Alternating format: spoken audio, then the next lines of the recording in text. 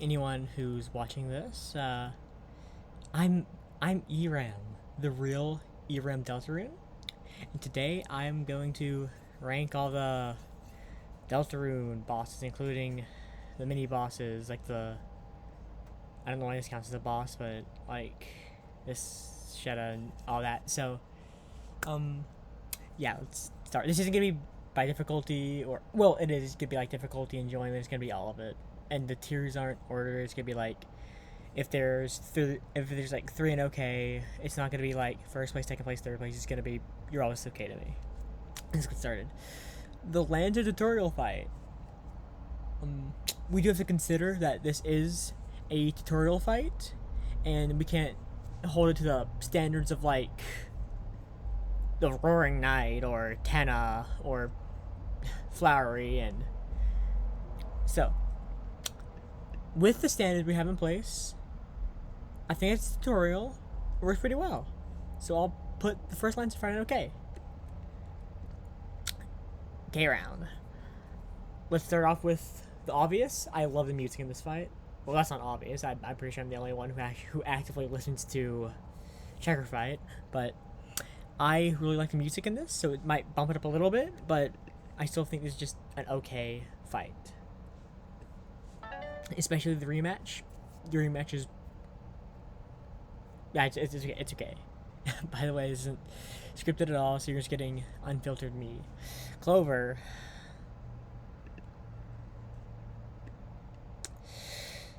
The Susie and Lancer fight. This is a pretty forgettable one. It's not awful. It's not bad like Clover, but I use things kind of nothing to really talk about here. And it just, I'm pretty sure it just reuses Lancer's theme, which of course nothing wrong with that. Lancer's theme is great, but I do wish you could have like it could have mixed like Susie's theme and Lancer's theme, but I get why they wouldn't want to have Susie's theme right now, because it would have taken away from that whole scene where she was fighting Lancer. King. As the first main boss of the game, the first big boss, I think it works really well. The music, his theme is impeccable. I love it so much. Of course, it's a Deltarune soundtrack, so of course it's gonna be good, but I think it's our first great. Of course, nothing amazing because all these guys still, but I still think it's pretty great. I think it's great. Jevil, the first secret boss, Shadow Crystal boss, whatever you want to call it. I think Jevil works really good, and he is still pretty difficult because all the other secret bosses, excluding Mew Mew, but we'll get to her later. Like ERAM, like me, like Gerson and Spamton, I can all beat them in one try now. But with Jevil, it still takes at least like 2 tries for me to beat him, so he's still pretty hard. It may be a skill issue, but I still think he's pretty hard. So for that, I think he's the first amazing bot. I'm just gonna put them there. Birdly. Okay, I'm biased. Birdly is one of my favorite Deltarune characters, so he is gonna go a lot higher. His theme is great. His rematch, I'm not alone in this. I've seen other comps. It's a pretty difficult rematch. Is like the first time, excluding Jevil, that I actually died. Well, in my first playthrough, I didn't fight Jevil, so it's the first time I actually died in the game. So and I think that's worth something. Of course, it's just Birdless is nothing amazing, but I still think he's pretty great. The first Spam Pen fight. For what it is, it's charming. I do really like the more quote-unquote gimmicky fights, like where you have to... in Chapter 5, there are lots of those like quote-unquote gimmick fights. But I do like them. Of course, I don't like them as much as the actual fights. So first, Spampin, you can go in okay. Task Manager, as a character and design, I love the character and design she has, but the fact that she doesn't have a theme and you can just skip her altogether, and I feel like all that just doesn't really make her, doesn't help her at all. Doesn't really help her, but The actual fight itself is, I mean, it's fine. There's nothing inherently wrong with her fight, but like, it's kind of there, you know? All these fights just kind of there. Mouse wheel. Bullet to my head. I just replayed Deltarune, for chapter 5. Forgot about these guys. I did like, to spare them, you did have to, like, cage them. I do like when there are special sparing mechanics and it's not just up, their spare meter goes up. The first rules card fight. Wait, it's not the rules card fight not here? Okay, no, it is here, but the first rules card fight, it's really easy, you beat it in 3 turns. Out of all the gimmicky fights though, I do have to say this one is definitely my favorite. The houses thing, I think it was introduced great, like the puzzles you have to do with it, and to get the, I think it was the revivement or some kind of weapon, I forgot, but I like this fight. Is it going great though? I'm not sure. Queen. I love the Queen fight. The Queen fight is the music, the Birdly motif in there. Ooh, her attacks are great. You know, I think it's the first perfection boss. I think Queen is the first one that goes to perfection. You go Queen. I love Punch Out. I'm a Punch Out fan, so I especially love this chapter. I love the little Queen arcade game fight thing, and the Giga Queen fight. I love this boss. Actually, I think I'll put Giga Queen in perfection, and they can both stay in perfection. They can both stay in there. Spamton Neo.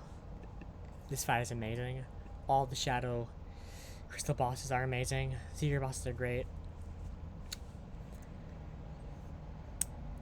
Of course, the music is great. The cutting strings thing, great. I'm sorry, this is off the cuff. I love the attacks. The Pip's attack, to where you have to like shoot it super fast. I do love that we finally get to see what the Yellow Soul mode did. It just shoots bullets. I really love that. Lanina and El Nino. Or is it Lanino and El Nino? Okay, I think it's Lanino and El Nino. Actually, I don't really even think I have to explain why this one isn't that great. The water cooler, it's really funny, but it does only have one attack. So I'm gonna have to put you in Shada, I feel like there's less of a boss, more of an enemy, because we just see a lot of them in the TV world. But as a boss, I think it's... I love the attack. I love the attack pattern of, like, it shoots some bullets out and it turns them, and it works amazingly with other enemies. So I think the fact that it does become an enemy actually works out in its favor. So I think that's enough to put it in great. The rematch. Lanino and El Nino just don't have that good of fights, I guess. Just, you spare his guys, then you either spare his guys again or get Rousey stuck in the ball, and then you take like 2 to 3 turns to spare them, and it's not really the most fun thing. But now, the moment we've been waiting for, the one, the only, ERAM. I love ERAM. I love ERAM. It's me. I'm ERAM. But if I did have to actually rank ERAM, me, somewhere, that isn't just the hates me tier, I would put them in amazing. I really love this boss. Of course, all the lore stuff, all the weird root all the, not implications, but all the stuff that ties into the weird root, the knife grows dull, all that. I do think the attacks are really good. The little friend minions, they kind of like get you really boxed in. So, and also good. The fire attack where it rains down like the little, where it catches on fire and like rains down. I think that one's good. The fire spiral attack, that was also really good. You can tell I really like this boss. Is what I'm talking the most about probably. So yeah, I would put him in amazing, but they're going to hate at me too because it's me. Tenna. I loved that this was like a WarioWare, like a really like its own like mini WarioWare game. I love that, and the actual attacks like the split, like the split the screen attack. That one's probably my favorite Tenna attack because it's only like 3 actual attacks. So I feel like if I have to, since he only has 3 attacks, I'll talk about them more in depth. The drum attack. That one for me is probably the hardest to dodge because it just can get so crammed up if you're in the wrong spot, which is very similar to another one I'll get to in a minute. But and the easy attack, the laughing star attack that sweeps the screen, that's probably the easiest, and we're already used to it because in the third board he does that attack if you resist. But Tenna's still a really great boss. I'll put him in amazing. The Roaring Knight. Now, before I even talk about them, perfection. This boss is so good. It took me so long. I felt so accomplished when I finally beat the Roaring Knight. I felt so accomplished when I beat this boss. The music, Black Knife is probably it's definitely Black Knife is in my top 3 things. I'm gonna make like a soundtrack video sometime in the future, so look out for that.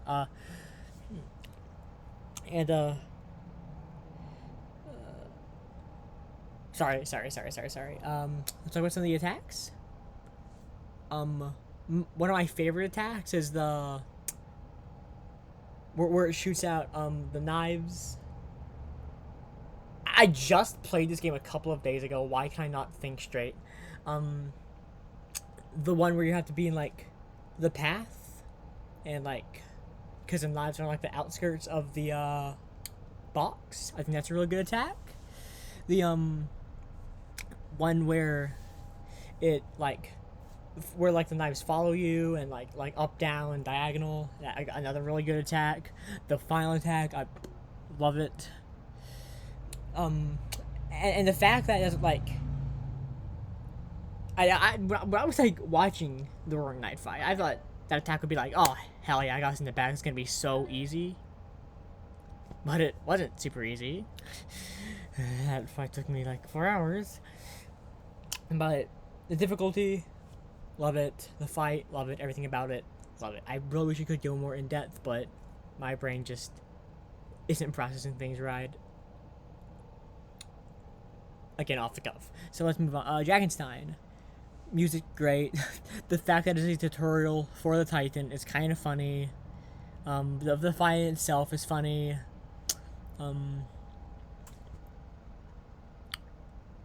I really do like the fact that you do have to like go fast. Of course, you don't have to go fast. It's not an actual timer, but once the Dragonstein's pumpkin does arrive, you do have to like go fast. And the final attack was a bunch of them there. That one has almost killed me like every time. I think it's great.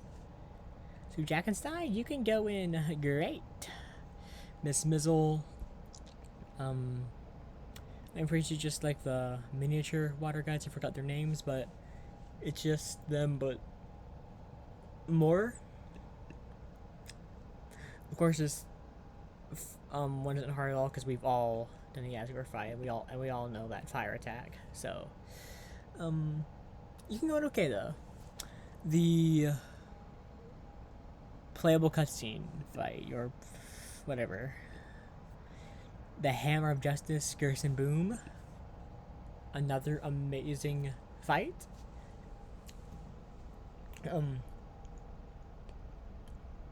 I really liked both Undyne fights and Undertale, Undyne and Undyne the Undying. So seeing even more of that is amazing. I love that. I love the shell attacks. I loved the hammer attacks.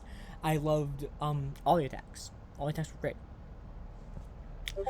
I do think that the ones where he was lifting up and slamming down were kind of too easy for being a Chapter 4 secret boss, but that's my only literally my only complaint with this fight. My only complaint. So yeah, amazing fight, Gerson. I love you. The Titan spawn. I don't want to count them as bosses. So the Titan.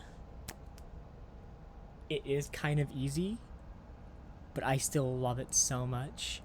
I love this fight so much. The music, Meet a Hand, when Gerson showed up again, that was great. It is more of a spectacle fight. Yeah, it's more spectacle than difficulty, which you have both. But we'll talk about Chapter 5 bosses in a minute. But I am kind of upset that it's more spectacle than difficult. But I think the spectacle, like the fact that it's like animated and like the entire segment where it like came out of the stonified fountain was great, but I can't put you any higher than like great. Mike. Okay, to clarify, I played the Switch version of the Mike fight because the versions are different from computer to Switch to PlayStation, I'm pretty sure, and all that. And I've watched the computer ones. I would prefer if it was like the actual you were able to use your actual microphone, because I'm pretty sure you can't do that with the Switch, because like the 3DS did it, so the Switch should be able to do it too. But I still do think this fight was fun. My memory is fuzzy because I only did play it once when I first played Chapter 4, because I forgot to go back up for the Titan fight. So I cannot, in good faith, actually talk about this, right? So I'll just put them in great. That should be fair. Aqua by herself. Remember everybody thought this was gonna be like Flowey. But I do really like how each of the flowers has uses their attack. Like for example, Yellow, he uses the Yellow Soul attack. Blue, he uses no, he just is a ballerina. I don't remember him using the actual ballerina shoes attack. But I really do like how they all do that stuff, except for Flowery, of course, because he wasn't. No, but he was Flowey. What do I mean? Flowery wasn't. Whatever. Aqua, you can go in. Okay, you're fine. Aqua and. Oh no, what's her name? Seth? Yes, her name's Seth. Aqua and Seth. I like them. I do think the combo was great, and the one in the Flowery fight where we have to dodge to avoid the words, I did really like that attack. So just okay though. Green and orange. I did really like the Flowery attack, but again, just okay.